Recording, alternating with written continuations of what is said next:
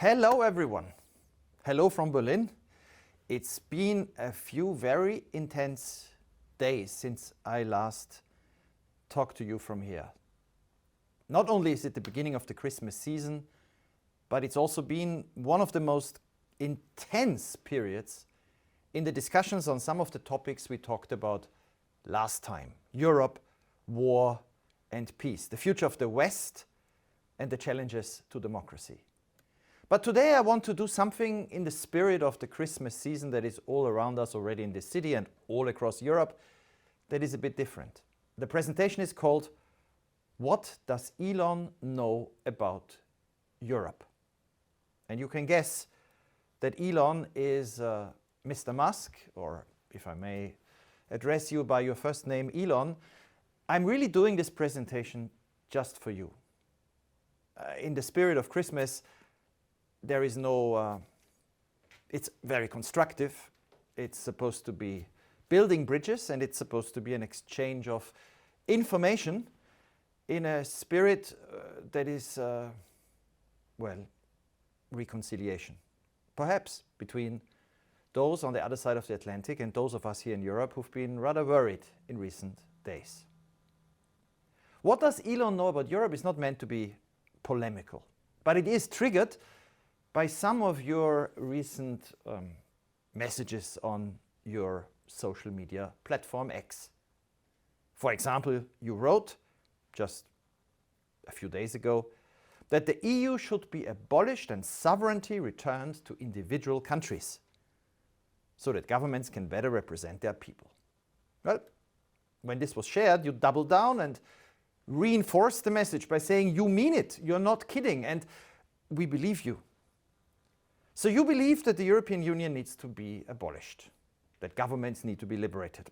That's a position one can take.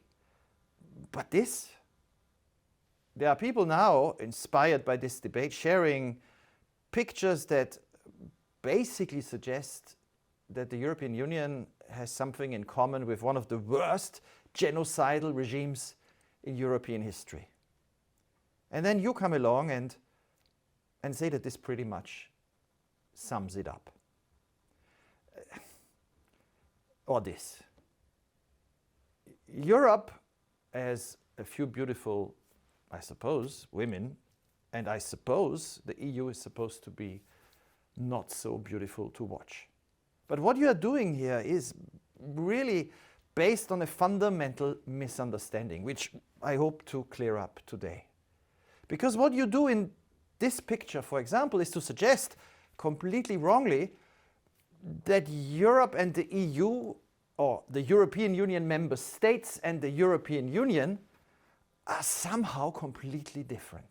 Almost as if there are these plucky individual sovereign states and then there is this imperial power that from the outside tries to enforce its will or its vision of the world on these democracies.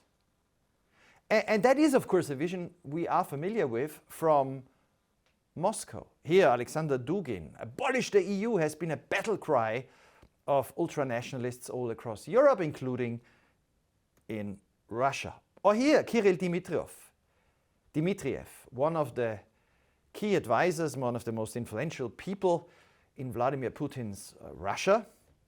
We've seen a lot of him in recent negotiations. Retweeting your message that the EU woke Stasi commissars, well, I leave it there. Agreeing with you that EU bureaucrats have turned into enemies of free speech, enemies of Western civilization, and enemies of themselves. Well, this picture of EU bureaucrats somehow being the enemies of Western civilization suggests to me that, honestly, you don't seem to know how the EU works. This is not surprising. I mean, you are living in the United States. But what is more surprising is that others in the administration in the White House also don't seem to know how the European Union works. And that is surprising because American governments have for decades played a key role in supporting, helping, indeed pushing the European Union to not only strengthen its own institutions, but also to expand and enlarge across the continent. Now, the context in which this discussion has erupted, of course, is linked to this document, the National Security Strategy. And this isn't your document, that's the document of President Trump, but I think there are some similarities of view. And particularly the passages on Europe suggest a similar shared misunderstanding. The National Security Strategy says, for example, that American diplomacy wants to celebrate European nations' individual character and history, which is obviously, at first glance, a good thing. But what is the individual character and history of the many states of Europe that America wants to, or the United States want to celebrate? It also says that the growing influence of patriotic European parties, and here I pause to ask which ones you mean, are giving you cause for great optimism. But then it gets, well, a bit worrying.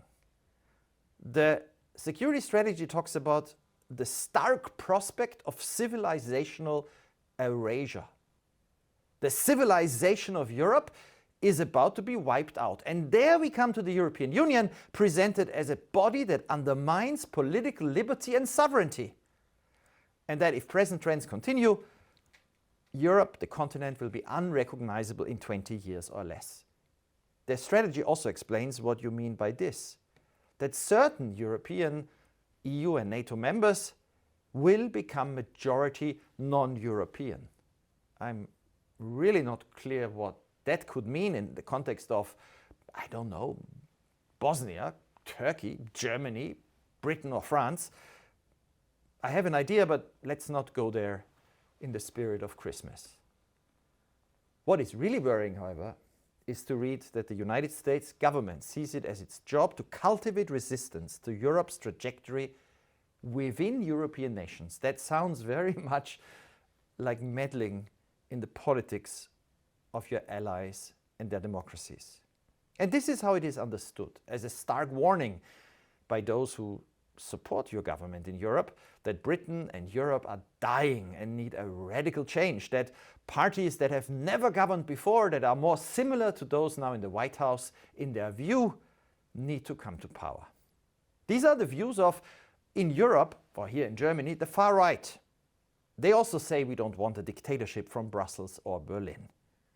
Or your vice president in Munich earlier this year, when he said that the threat to Europe is not Russia or China, and then he explained it is all the things that the National Security Strategy talked about: migration and the erosion of European civilization. Now, the National Security Strategy met with a curious reception, not so much in the European Union than in Russia. Trump is basically saying everything that we said, say the Kremlin's commentators, and then call for the assassination of European officials. That really is a tone we've become used to from Russia, but what we will never get used to, or not soon, is that Russians agree with the US administration.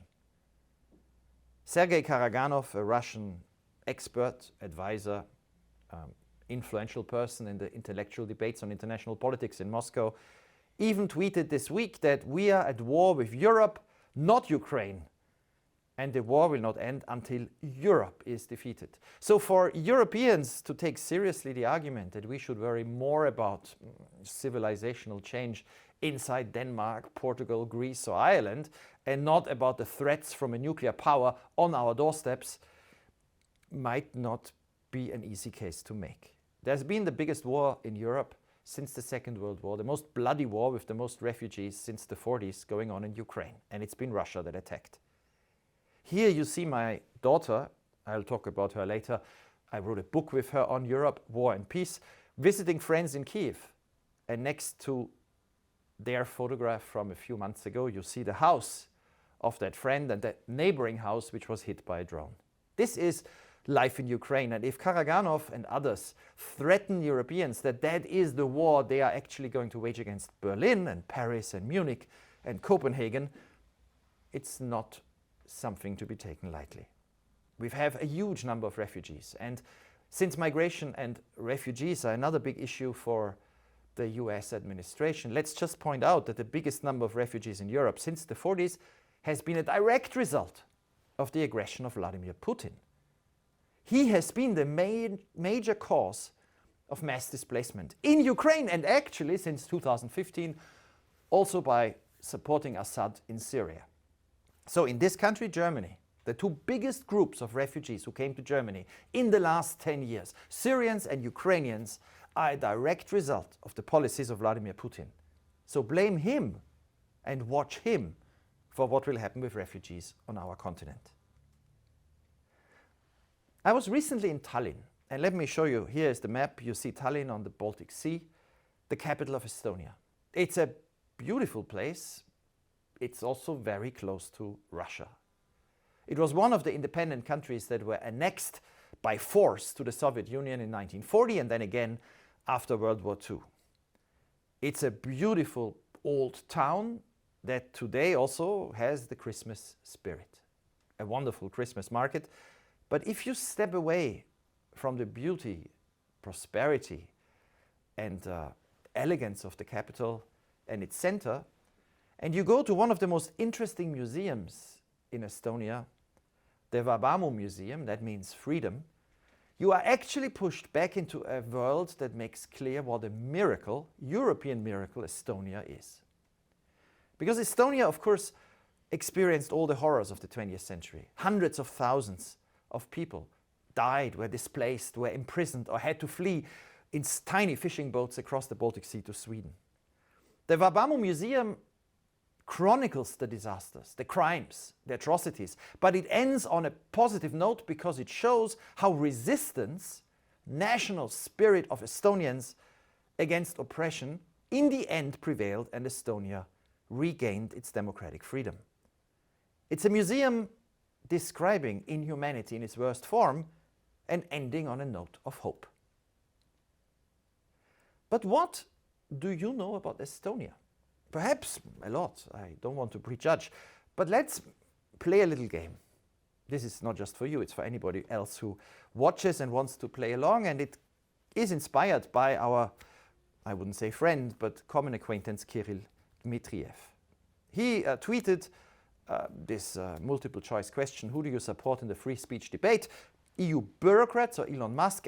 I'm not going to answer that, but I would like to warm us up with a few questions. Play this game, see how much you or others who watch us know about Europe today. And to warm up, two easy questions: how many states are there in Europe today?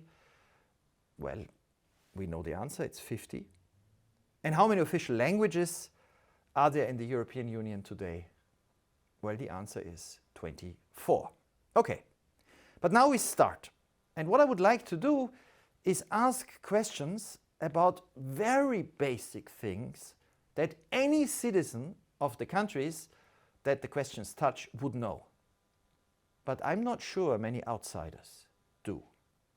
I will ask about 8 national heroes, the biggest heroes whose statues stand in the center of these countries' capitals, about rulers that exist today, the current leaders of these countries or heads of state, and then just 2 pictures of 2 states, and we play along and see if we know them. Why do we do that? Because it's fun, but also because there is a deeper point here about, are we really aware of what is going on here in Europe, even in our neighboring countries, and how much can you in America really know about European politics today? Let me start with national heroes. So who is Kalev? Well, here is the statue. I won't tell their story, it would take us too far, but he's a mythical hero, the hero of Estonian legends. And so this is, of course, in Estonia to commemorate the Estonian struggle for independence. Everything in Tallinn seems to be named after Kalev. I'm not sure many Europeans in Spain, Italy, or indeed whether you knew who he was. How about Holger Danske? Again, not a real character, a character of mythology. Here you see his statue. He's the person who would come to the rescue of the Danes in case they are in trouble. A national hero in Denmark. Or Michael the Brave. Well, actually his name is, in his language, Mihai. He is the great, and he existed, ruler who first brought Romania together. Everyone in Romania is taught about him. I'm not sure many other Europeans know about this great Romanian hero. Vytautas the Great. Again, big statue in the country that venerates him. Many people actually named after him, including some recent important politicians. Vytautas is the great hero and medieval ruler of Lithuania. And again, in the center of Vilnius, you find his statue. Svetopluk. He's a hard one, although he should be easy for me. I come from Vienna and he is the hero in Slovakia. Here you see his statue in the center of Bratislava. The great hero, again, a medieval ruler who existed, and in the eyes of Slovak patriots in the 19th century, he's somebody who should inspire them to look back to their grandeur in history. Louis de Camões, and I apologize for my terrible pronunciation, you will guess it's Portuguese. He is to be found in the center of Lisbon and is one of the greatest poets that every child in Portugal will hear about. And finally, Guillaume, well, two more, Guillaume-Henri Dufour. I must say even many Austrians or Germans might struggle. He is Swiss. He was the great general, and here you see his statue in the center of Geneva, who won the last civil war in Switzerland in 1847. Since then, Switzerland has had the luck of democratic peace, and thereby created the foundation for the Swiss Confederation, turning into a real state, a federation with a central government. Finally, Theodore Kolokotronis. What is striking is that every Greek will know his name, and very few people outside of Greece. Children learn about him as one of the great heroes in the Greek War of Independence in the early 19th century against the Ottoman Empire. And here you see him in the center of Athens, high on his horse. Now, if you didn't know many of these people, don't feel ignorant. I recently played this game with a group of European students, graduate students from all over the continent, and it was striking. Everyone, of course, knew the people from their country, and almost nobody knew the others. So it's not American ignorance. It is that in Europe, national heroes are very much national. And it shows us a profound truth about Europe, and I get back to that in a second. How about politics?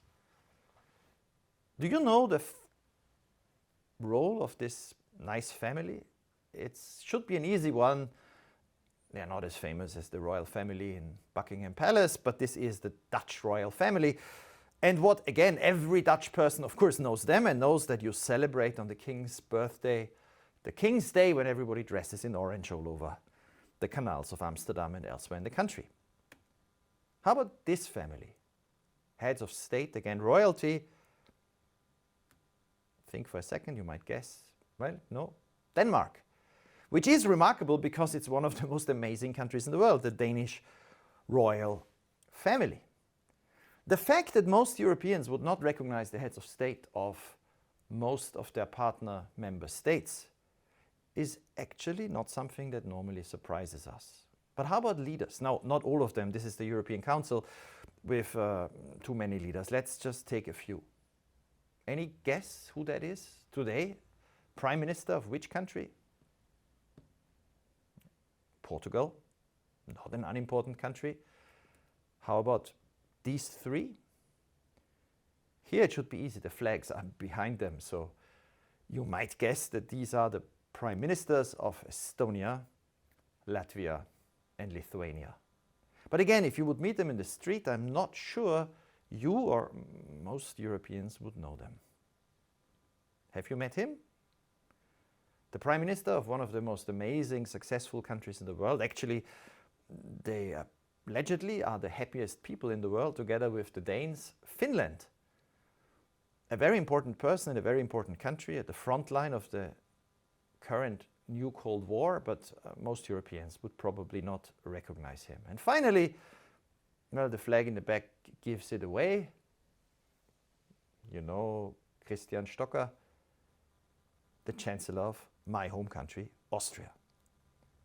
And finally, after these questions, two more capitals. These are states, actually. Any guess? Well, this is the second smallest state in the European Union.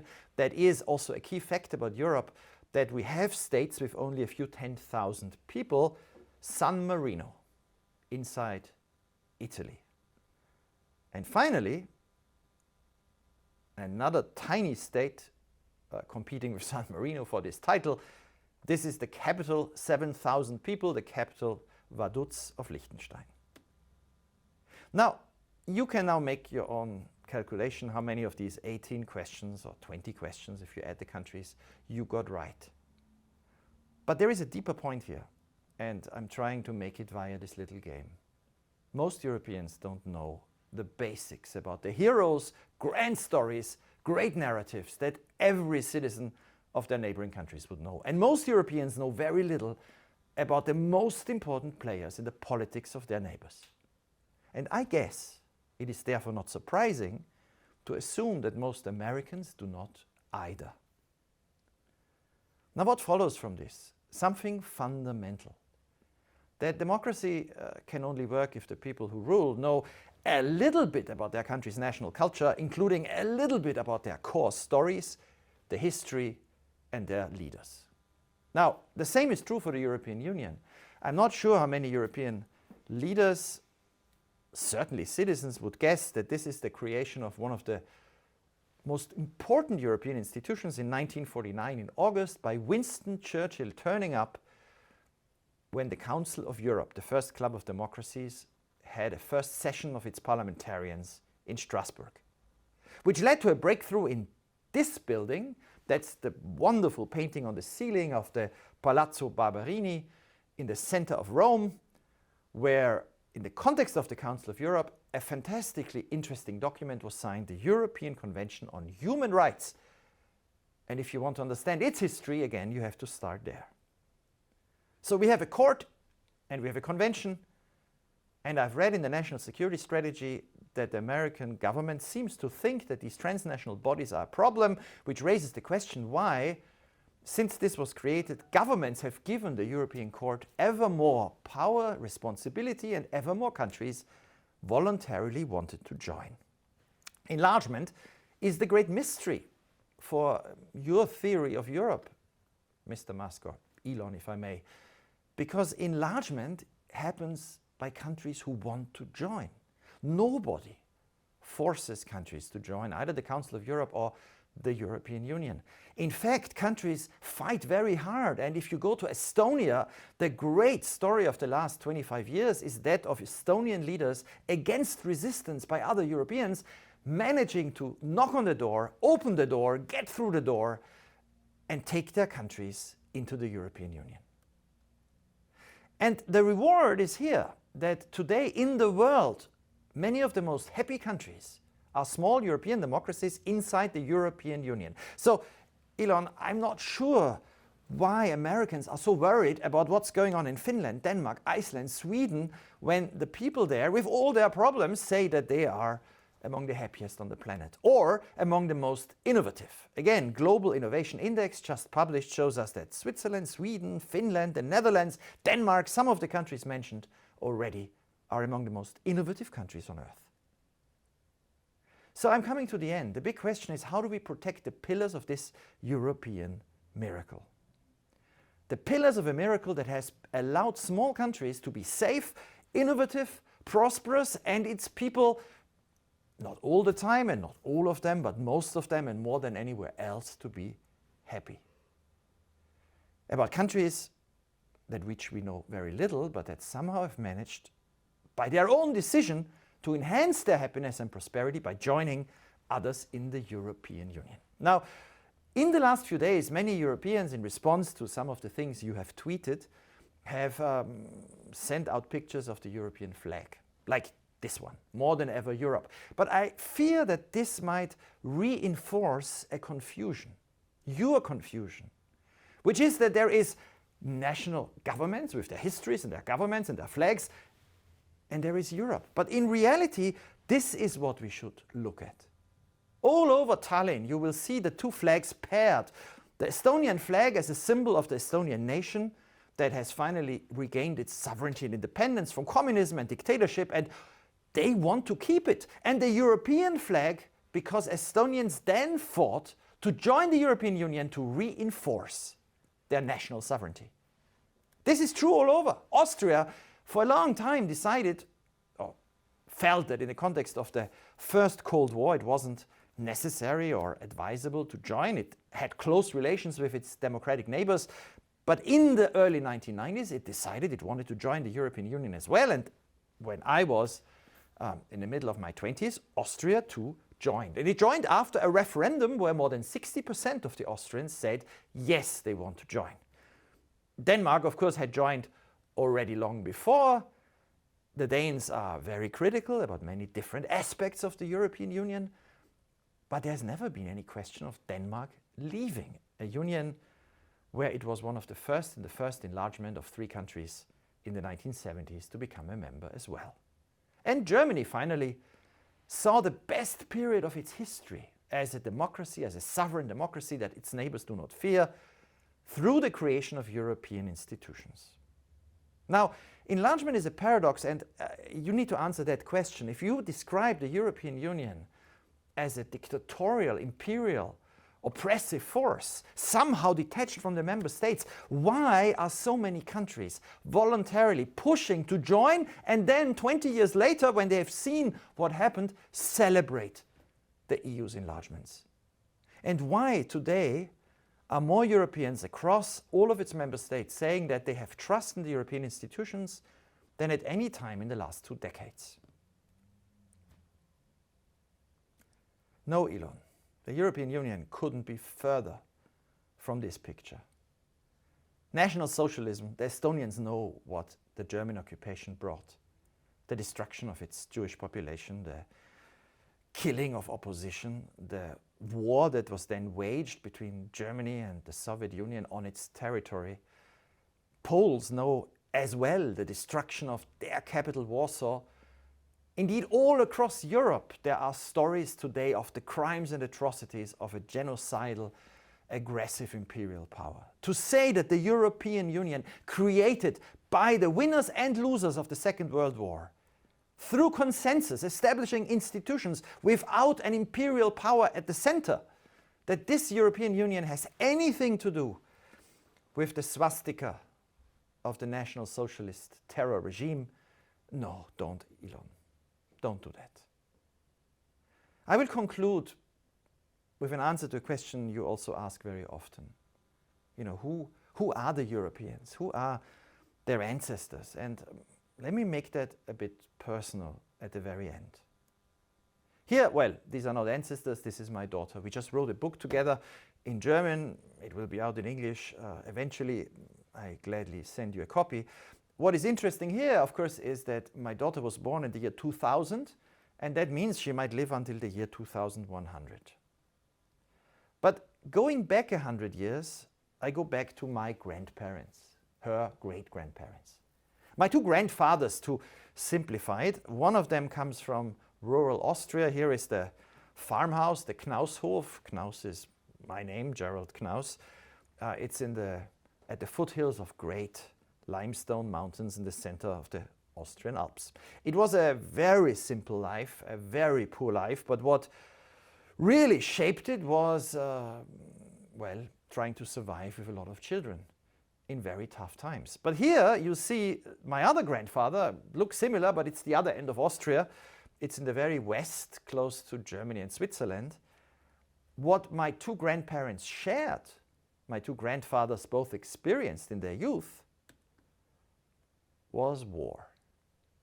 Both of them, from their rural areas without having traveled at all or much in their lives, were sent to fight. My grandfather on my mother's side to fight Italians in the Dolomites up in the snow for many years in World War I. My grandfather on my father's side to fight with the Russian Empire, where he was taken prisoner and ended up here. You see him as a prisoner of war. This is somewhere in Siberia with his Russian, I don't know how to call him, owner. He was assigned to work on this farm, and when the Russian Revolution erupted in 1917, he managed to escape.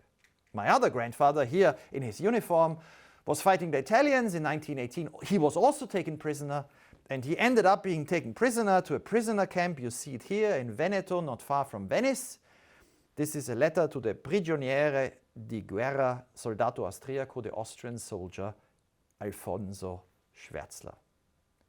Now, if I look at my 2 grandparents, and you say Europe should go back to its roots, should remember where it comes from, I see a world I definitely do not want to return to. A world where teenagers are conscripted into war, one war, a second war, where they fear their neighbors, where they shoot at, in this case, Austrians at Italians, or French, or Russians, or Ukrainians. This world of poverty, autocratic governance, which we have as a common story across much of Europe, was finally overcome through the creation of European institutions. My last picture is this. It's from a few days ago here in Berlin. It's a Christmas concert. It's striking. You will find that funny that most of the Christmas songs which are sung here in English were American. So not really European culture, but they're great songs, so we borrow them and they've become part of our culture as well. Most of the singers in the Berlin Philharmonic were choirs from all over Europe. From Italy, for example, coming to Germany without a visa, across open borders, as friends, united in the common institutions of Europe and NATO and the Council of Europe, having the same currency and having open borders between themselves. Spanish groups came, and also a wonderful Polish group.